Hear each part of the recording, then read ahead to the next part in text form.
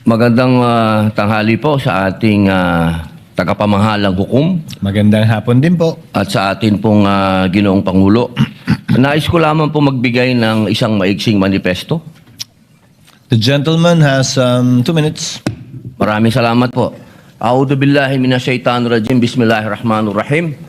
Mga mahal kong kasama, nais ko lamang pong idulog sa inyo ang aking nararamdaman, ang isang damdaming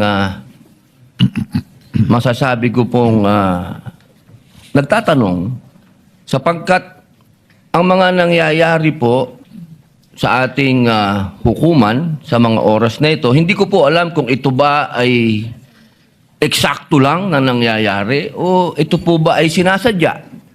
Katulad po ng pagkakakulong ng ating dalawang senator judge na si Senator Jinggoy Estrada at si Senator Rodante Marcoleta.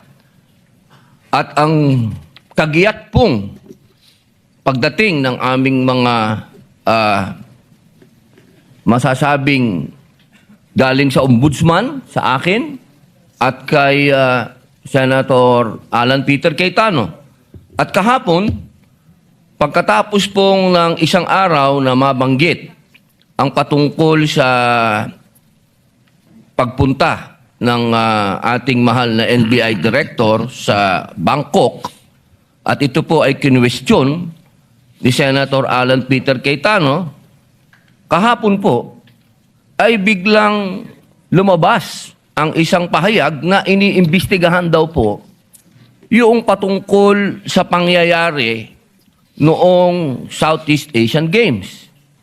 Ito po ba ay eksakto lang o ito po ba ay merong dapat tayong pangambahan? Tanong ko lamang po sa ating mga kasama, dapat po ba tayong mangamba? Dapat po ba kaming manggamba? At tayo po ay parang eksakto naman lahat ito? Hindi ba po tayo ay malayang korte? Tayo po ay may karapatan na binibigay ng konstitusyon na magsagawa po ng pagdinig na ito. Yun lamang po. Maraming salamat po, Ginoong tagapamahalang hukom.